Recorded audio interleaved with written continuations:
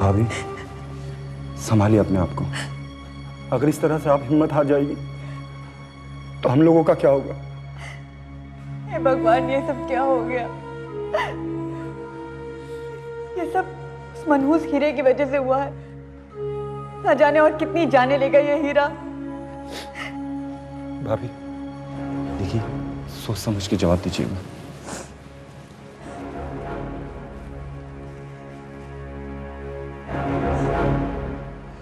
महारानी, हमें बहुत अफसोस है, लेकिन इस वक्त कुछ सवालों का जवाब जानना बहुत जरूरी है। जी पूछिए।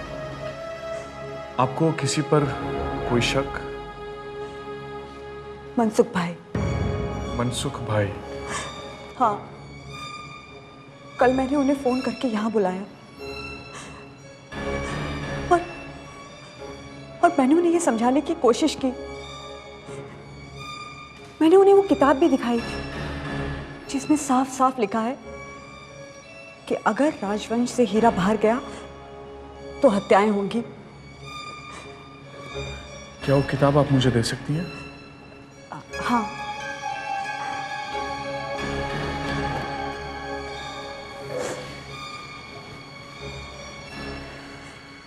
ये लीजिए। Thank you very much. जब मनसुख ने ये किताब देखी तो उसने क्या कहा? उन्होंने वादा किया कि वो मेरी मदद करेंगे।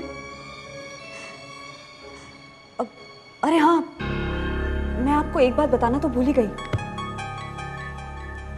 मनसुख जब मुझसे मिलने आया तब उसने सबसे पहले मुझसे यही पूछा कि महाराज कहाँ हैं। मैंने उन्हें बताया कि महाराज पूना गए हुए हैं, लेकिन मुझे क्या मालूम था कि वो मेरे पति की हत्या कर देगा।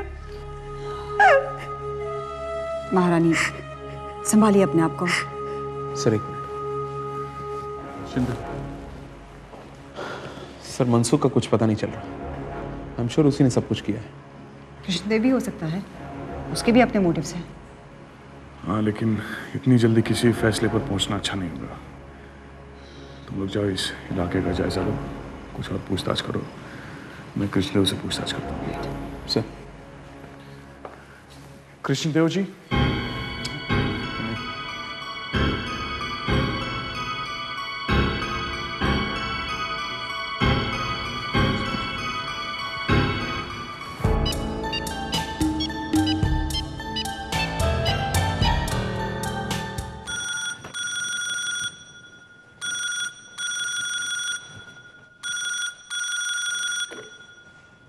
हेलो। हेलो महारानी जी, मैं मनसुख भाई बोल रहा हूँ। तुम्हारी हिम्मत कैसे हुई यहाँ फोन करने की? महारानी जी, ये क्या कह रही हैं आप? मेरे पति की हत्या करके क्या मिला तुम्हें? क्या बिगाड़ा था उन्होंने तुम्हारा? देखिए, आपको गलतफहमी हुई है। मैंने आपके पति का खून नहीं किया, मेरा विश्वास कीजिए। विश्वास? मैं तुम जैसे नीच लोगों का विश्वास नहीं करती। देखिए, आप मुझसे एक बार मिल लीजिए, मैं आपको कुछ जरूरी बातें बताना चाहता हूँ। इसकी कोई जरूरत नहीं है। देखिए, एक बार मुझसे मिल लीजिए। मुझे यकीन है कोई षड्यंत्र रच रहा है जो हम सबको मार के हीरा हासिल करना चाहता है। मैं अभी आ रहा हूँ, आप मिल लीजिए मुझसे एक बार। सुनिए,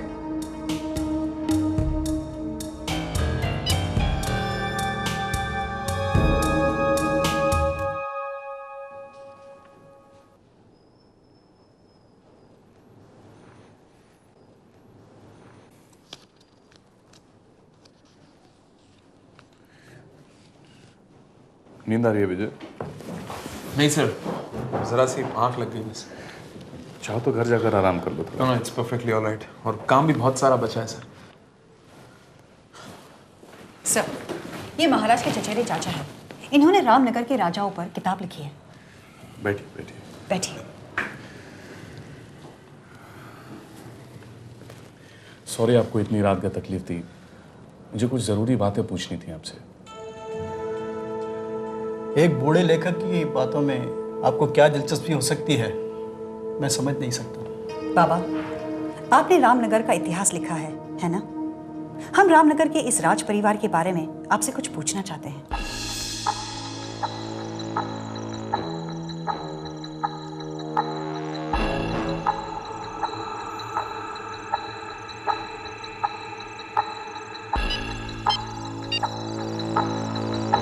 हेलो, कालापान बोल रहा हूँ। हाँ बोल। अभी अभी एक आदमी चुपके से बंगले के अंदर घुसा है। कौन है वो? अंधेरे में कुछ पहचान नहीं पा रहा हूँ। देखो, तुम वहीं रुक और मुझे हर बात की खबर देते रहना, समझे? Yes sir.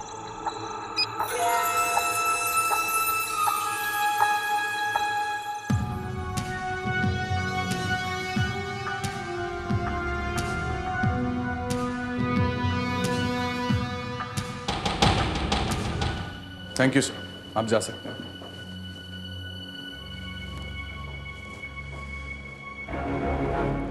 विजय, वो फार्म हाउस के नौकर, क्या नाम था उसका? रामा, उसको बुलाना। जहां तक मैं देख रहा हूं हत्यारा अपने 5वें खून की तैयारी कर रहा होगा। इतनी रात गए आप यहाँ क्या कर रहे हैं? महारानी जी मुझे माफ कर दीजिए, लेकिन मेरा यहाँ आना बहुत जरूरी था। मैं आपसे सच कह रहा हूँ, महाराज का खून मैंने नहीं किया है। आप क्या चाहते हैं? अब यहाँ क्या लेने आए हैं आप? देखिए, मेरा रुपया तो वैसे ही फंस गया है, ऊपर से जान के लाले पड़ गए हैं। आप पहेलियाँ क्यों बुझा रहे हैं? देखिए महारानी जी, जो होना था हो चुका। अब हम दोनों मिलकर कुछ कर सकते हैं। मेरी जान आप ही बचा सकती हैं। इसीलिए तो मैंने आपको पहले बुलाया था, लेकिन आपने तो मेरे पति का खून कर दिया।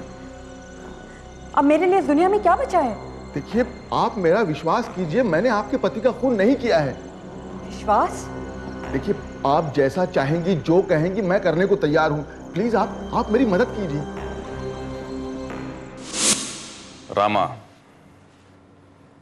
उर्फ राम मल्ला, चौंक गए ना? जवानी के दिनों में रामनगर में नाव लूटा करते थे।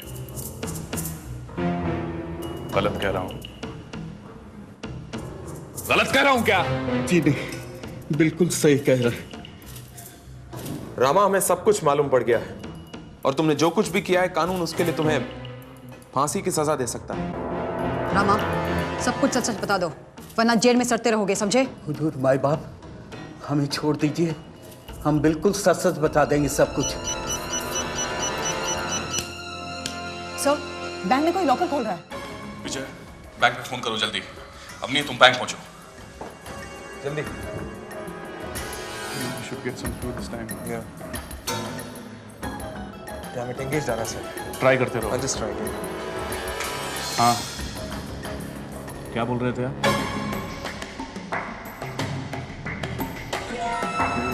बैंक तो यही है ना? लेकिन जिस आदमी ने फोन किया था वो कहाँ है? वेट करो, अभी आता ही होगा। कहाँ से आया?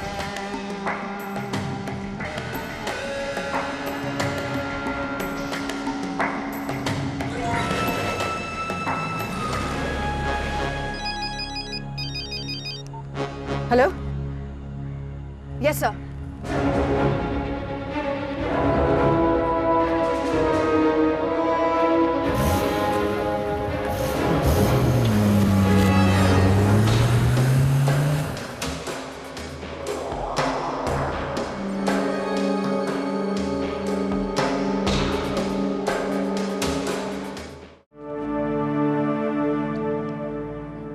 देखिए महारानी जी, मैंने अपना काम कर दिया, अब आप अपना फर्ज निभाइए। हम वादा करके उसे निभाना अच्छी तरह से जानते हैं। ये रहा आपका 3 करोड़। अब तो आपको मेरी बात पे विश्वास आ गया ना? जी हाँ, लेकिन मुझ पर विश्वास करके आपने बहुत बड़ी गलती की है, क्योंकि अब इन 3 करोड़ रुपयों के साथ ये 3 करोड़ का हीरा मेरे लिए बोनस है। इसे मैं कैसे छूऊं? ये आप क्या कर रहे हैं? तुम्हारा खेल खत्म हुआ मनसुख। ऑफिसर, आप बिल्कुल ठीक टाइम पर आ गए, वरना ये आदमी मुझे मार डालता। आपने बिल्कुल सही कहा कि मैं ठीक वक्त पर आ गया हूं, नहीं तो आप इसे मार डालती। ये आप क्या कह रहे हैं? आप लोग मुझ पे शक कर रहे हैं? मैंने किया क्या है? सब कुछ आप ही ने तो किया है। ये पूरी की पूरी प्लानिंग आपने की है, लेकिन हर अपराधी कितनी भी अच्छी तरह से प्लानिंग करे, उससे कहीं ना कहीं कोई भूल जरूर हो जाती है। दुनिया की नजरों में आप महारानी हो सकती हैं, लेकिन रामनगर वाले ये बात बहुत अच्छी तरह से जानते हैं कि आप महाराजा राजदेव सिंह की रखेल, बनारस के कोठे पर नाचने वाली मन्नत बाई की बेटी। Am I right? तुम्हें ये बात बहुत अच्छी तरह से मालूम है कि वो हीरा राजघराने की बहुओं की संपत्ति है, जिसे तुम कभी नहीं पा सकती थी, क्योंकि तुम एक रखैल हो, और इसीलिए तुमने ये पूरी प्लानिंग की। और महाराज की पहली बीवी के मरने के बाद आपने उन्हें बहला फुसलाकर मुंबई शिफ्ट करा दिया। फिर भी हीरा आपकी पकड़ से बहुत दूर था, क्योंकि महाराज ने आपको कभी नहीं बताया कि वो हीरा कहां है। हीरे के प्रति लगाव और महाराज के प्रति ईर्ष्या दिन रात आपको अंदर से जलाई जा रही थी, और जब महाराज ने अपने लॉस को पूरा करने के लिए हीरे को गिरवी रखने की बात की, उसके साथ साथ आपने ये प्लान बना लिया। जयंत की एम्बिशियस पत्नी शोभा, जो जयंत से छुटकारा पाना चाहती थी, उसे भी तुमने लालच देकर अपने साथ मिला लिया था। तुम्हें यह बात बहुत अच्छी तरह से मालूम थी कि जयंत के ही एक क्लाइंट बाबला सेठ के साथ उसके नाजायज संबंध थे, इसलिए तुमने उसे फोर्स किया कि वो बाबला सेठ के सहारे जयंत सेठ को मारने की सुपारी दे। रहा धर्मपाल चावला, जिसके पास एक चाबी थी। शिकार खुद चलकर शिकारी के पास आ गया। उसे अंदाजा नहीं था शोभा क्या चीज है, और उस रात को जब उसने शोभा की इज्जत लूटनी चाहिए। तुम विधवा हो तो मेरा कौन सा परिवार है?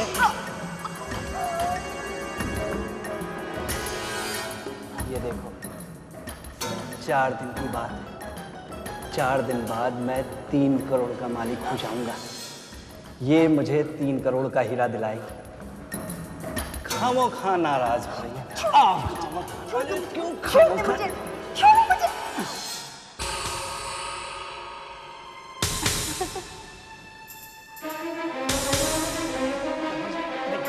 देखिए पद्मा जी, प्लीज प्लीज प्लीज पद्मा जी, देखिए पद्मा जी, देखिए प्लीज।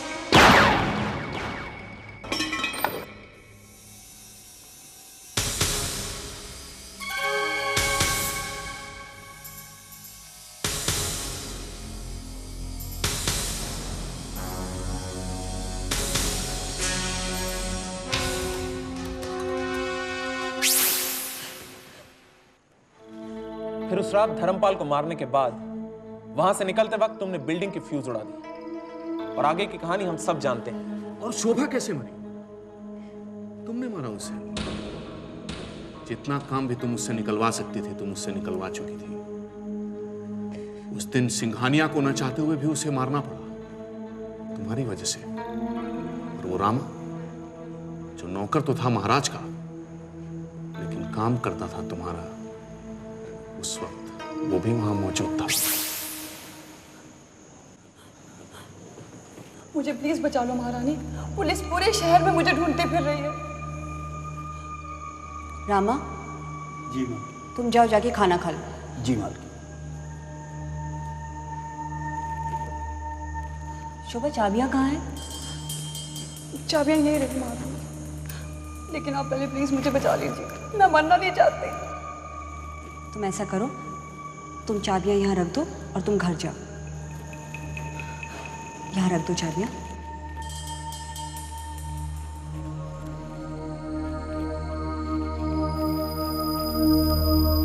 शोभा,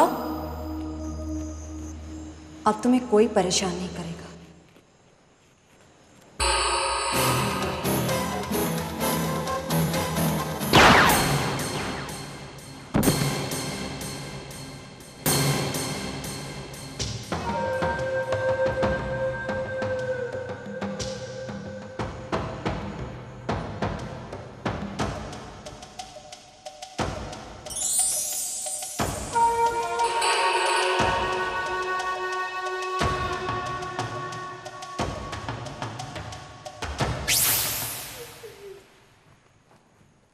और फिर वो अंगूठी वहां पे गिराकर तुमने शोभा के मर्डर के शक की सुई को महाराज की तरफ घुमा दिया।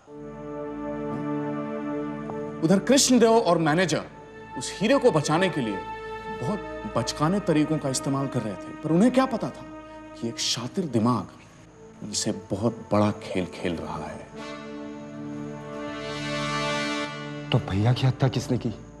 महारानी को हीरा ना दिखाकर महाराज इसे रखेल होने का एहसास दिलाते रहे, और इसने मनसू को फंसाने के लिए उसे फोन करके यहां बुला लिया।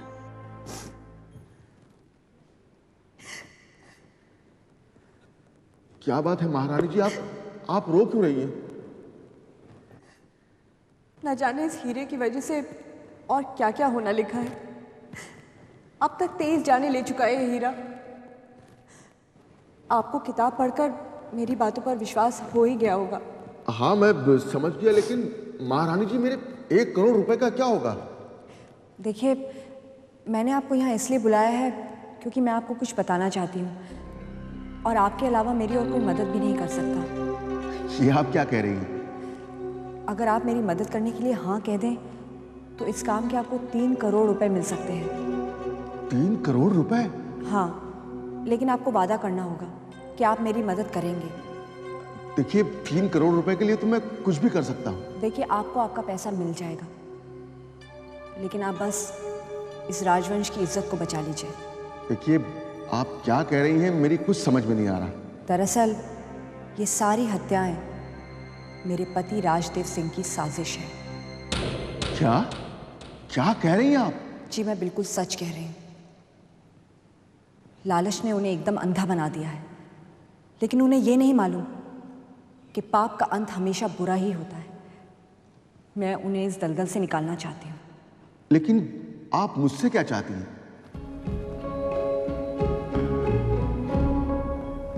महाराज आज पूना गए हैं। उनके ब्रीफकेस में लॉकर की चाबियां हैं। आप किसी भी तरीके से उन चाबियों को निकालकर लॉकर से हीरा निकाल लीजिए, लेकिन याद रहे, वो हीरा आप अपने पास नहीं रख सकते, क्योंकि राजवंश से बाहर जब भी वो हीरा किसी इंसान के पास रहा है, उसकी हमेशा हत्या ही हुई है। मैं अपने पति को पुलिस और बदनामी से बचाना चाहती हूँ। अगर आप मेरा ये काम कर दें तो इसके बदले में आपको 3 करोड़ रुपए मिल सकते हैं। ठीक है, मैं तैयार हूँ। लेकिन याद रहे, महाराज को कुछ नहीं होना चाहिए। आप बिल्कुल निश्चिंत रहें, महाराज को कुछ नहीं होगा। अच्छा, मैं चलता हूँ।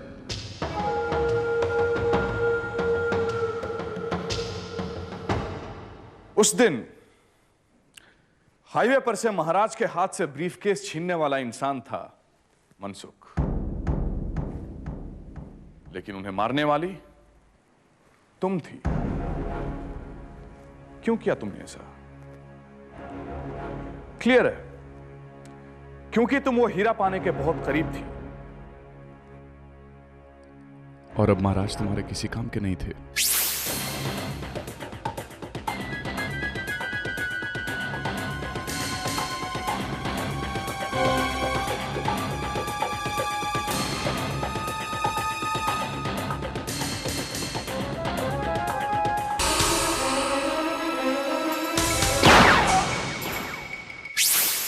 और इस तरह महाराज को मारकर तुमने अपने रास्ते का हर कांटा साफ कर लिया था।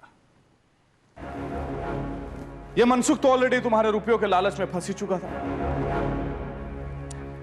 लेकिन जब यह बैंक के लॉकर से हीरा वापस लेकर लौट रहा था, उस वक्त इसके मन में भी लालच पैदा हो गई, लेकिन इसे पता नहीं था कि किसके साथ डील कर रहा है। अब मेरी समझ में आया कि कृष्णदेव और मैनेजर बैंक के आसपास क्या कर रहे थे। महारानी ने उन्हें फोन करके बोला होगा कि तुम लोग जल्द से जल्द बैंक पहुंच जाओ, इसलिए मैंने जब उन्हें देखा तो मैं कंफ्यूज हो गई थी। तब तक मनसुख हीरा लेकर वहां से जा चुका था। शक तो मुझे उसी दिन हो गया था जिस दिन कृष्णदेव ने मुझे यह बताया कि यह महाराज की पत्नी नहीं, उनकी रखैल है। चाल तो तुमने बहुत सोच समझ कर चली थी, लेकिन एक गलती हो गई तुमसे। तुमने उस नौकर रामा को जिंदा छोड़ दिया।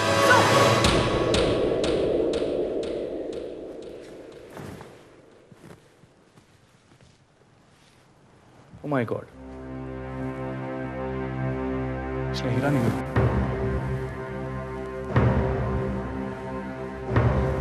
ट्रेजेडी। जिस हीरे के लिए इतना कुछ किया, वही हीरा इसकी मौत का कारण बन गया। बहुत महंगी मौत मरी।